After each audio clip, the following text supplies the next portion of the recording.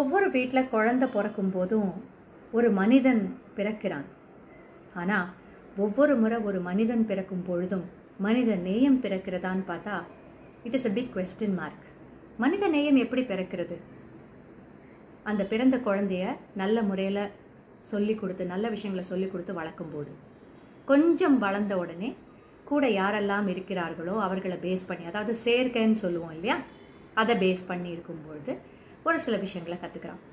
But வீட்டில் சொல்லி கொடுக்கறத தாண்டி சேர்க்கைங்கிறதையும் தாண்டி ஓரளவுக்கு வளர்ந்த பிறகு தானே பகுத்தறிந்து எது நல்லது எது கெட்டதுன்னு பார்க்க ஆரம்பித்து அவன் தேடி கற்றுக்கிறான் இல்லையா, அங்கே இருக்கு மனித நேயம்ங்கிறது.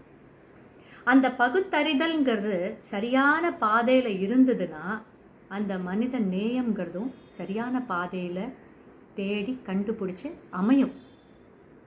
ஆனால் அவன் தேடுற பாதையோ அல்லது அவனுக்கு கிடைச்ச ஒரு விஷயமோ தவறான பாதையிலிருந்து வந்து இல்லை இவன் தவறான பாதையில் போய் பார்த்தானாக்க அங்கே மனித நேயம் இருக்காது.